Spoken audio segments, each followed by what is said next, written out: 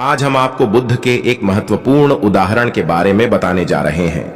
बुद्ध ने कहा था, भाग्य के भरोसे बैठने वाले, पुरुषार्थ करो। इस उदाहरण से हमें यह सीख मिलती है कि हम अपने जीवन में भाग्य का महत्व तो मान सकते हैं, लेकिन हमें भाग्य के भरोसे नहीं बैठना चाहिए। हमें पुरुषार्थ करने की जरूरत होती है। जैसा कि हम सभी जानते हैं कि भाग्य एक ऐसी शक्ति होती है जो हमें हमारे जीवन की दिशा में आगे बढ़ने में मदद करती है। लेकिन यदि हम सिर्फ भाग्य के भरोसे बैठ जाएं, तो हम अपने जीवन को बर्बाद करने के लिए अपने समय का नुकसान करेंगे। बुद्ध ने कहा, भाग्य के भरोसे बैठने वालों, पुरुषार्थ करो।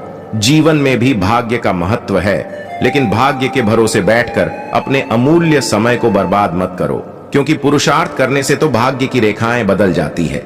भाग्य क्या है? आज किया गया कर्म ही तुम्हारा भाग्य बनता है। कर्म के द्वारा जो बीज बोएंगे, फसल भी उसी की मिलेगी। जैसा कर्म तुम मार्च करोगे, वैसा ही तुम्हारा भविष्य होगा। सौभाग्य और दुर्भाग्य तुम्हारे ही हाथ में है। धर्म के गुण को समझना होगा कि जैसा कर्म होगा वैसा ही फल मिलेगा। जीवन को सफल बनाने के लिए पाप और पुण्य का बड़ा महत्व है। पूरी सावधानी रखो कि पाप होने न पाए, क्योंकि पाप की सजा जरूर मिलती है। यह जीवन पिछले पापों से छुटकारा पाने के लिए और दूसरे नए पापों से बचने के लिए मिला है, और कोशिश करो हमसे पुण्य कर्म हो। तुम अपने जीवन को धर्म के मार्ग पर चलाओ। तुम्हारे किए हुए पुण्य से धर्म को शक्ति मिलती है कि हम मानव का जीवन बढ़े काम का है। इसे सावधानी पूर्वक जीना चाहिए। अगर तुम गलतियां करोगे तो आगे चलकर पशु पक्षियों वाले कपड़े पहनने पड़ेंगे। संसार के नश्वर पदार्थों की इच्छा मत करना, क्योंकि इच्छा का फल बहुत दुख देता है। अच्छे अच्छे कर्म करो। उन कर्मों को करके अहंकार मत करना। अहंकार के मार्ग में अंधेरा होता है और अंधेरे में ठोकरें लगती हैं। संसार दुखों से भरा हुआ है। संसार से प्रेम मत करना, बल्कि अपने मन से पापों को बाहर निकालो और सदा सावधान रहो कि कोई पाप न होने पाए। मनुष्य का जीवन मिला है तो इसको सावधानी पूर्वक व्यतीत करना। अपने जीवन में आलस को मत आने देना, क्योंकि यह जीवन बहुत अनमोल है। पशुओं से पूछो कि मनुष्य जीवन का क्या महत्व है। पशुओं के जीवन में तोड़ती मात्र भी सुख नहीं है। वे सोचते हैं कि हम कब मनुष्य बनेंगे, सर्दी में रजाई और गर्मी में पंखा होगा, कब हम परोपकार करके अपना जीवन सफल बनाएंगे। जो मनुष्य हैं वे अपनी मानवता को संभाल कर रख नहीं पा रहे हैं, बल्कि संसार के सुखों की अंधी दौड़ में दौड़ रहे हैं। वे नहीं जान पा रहे हैं कि हमारी मृत्यु हमारे पीछे पीछे आ रही है। मानव जीवन पाया है, बहुत अच्छी बात है। अच्छे अच्छे कर्म करो ताकि मन पवित्र हो जाए, क्योंकि पवित्र मन ही आत्मा को पा सकता है। अपने मन को शरीर में ही फंसाकर मत रखो, क्योंकि शरीर आज है, कल रहेगा या नहीं यह किसी को भी मालूम नहीं है। शरीर आज नहीं तो कल मिटेगा, किंतु आत्मा सदा अमर है। शरीर की आयु कुछ वर्षों की है, परंतु आत्मा अनंत है। वह तीनों कालों में है। आत्मा पहले भी थी, अब भी है और बाद में भी रहेगा। वो सदैव है, सनातन है, सूक्ष्म से भी सूक्ष्म है। संसार की सारी शक्तियां उसी से ताकत पाती है। तो मनुष्य बने हो, विचार करो कि तुम कौन हो। जब तक यह समझ में नहीं आएगा कि तुम कौन हो, तब तक तुम भटकते रहोगे। जब तक तुम अपनी भूल में सुधार नहीं करोगे, तब तक तुम शांति को प्राप्त नहीं कर सकते। शांति को पाना है तो मन को पवित्र करके आत्मा का अनुभव कर लो। आत्मा में ही अनंत विश्राम है।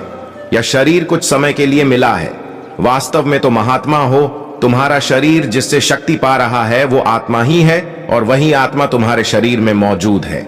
आत्मा को जानना, आत्मा को समझना, आत्मा को पाना, आत्मा का अनुभव करना और आत्मा का साक्षात्कार करना, यह सब मनुष्य शरीर के द्वारा ही संभव है। बस तुम सावधान हो जाओ कि मन में कोई गलत विचार आने ना पाए। पहले मन में गलत विचार आता है, फिर वो विचार बलवान होने पर गलत काम करवा देता है। गलत कर्म का मतलब है पाप का जन्म हो जाना।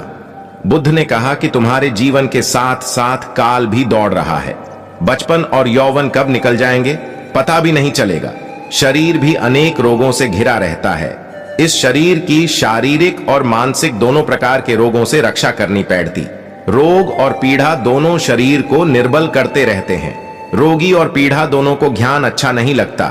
जिनका तन और मन स्वस्थ नहीं होता, वे सत्य का लाभ नहीं उठा पाते। मनुष्य को चाहिए कि वो अपनी आयु रूपी दौलत का पूरा पूरा लाभ उठाएं। अगर मनुष्य चाहे तो अपने जीवन में अच्छे अच्छे कर्म करके श्रेष्ठ प्रगति कर सकता है। जीवन में संयम को धारण करें, व्यर्थ की कामनाओं का त्याग करें, ज्ञान का दीपक जलाकर कामनाओं का विसर्जन करें, क्रोध को आग समझकर उसे सदा दूर रहना चाहिए। सदा ज्ञान गंगा का साथ करो, क्योंकि शुभ विचार ही समस्त समस्याओं का समाधान है। बुद्ध ने कहा कि अपने जीवन से सदा लोग को दूर रखो, क्योंकि तुम्हारे बुरे होने पर भी लोग बुरा नहीं हो पाता और लोग सदा भूखा ही रहता है, उसका पेट कभी भी नहीं भर पाता।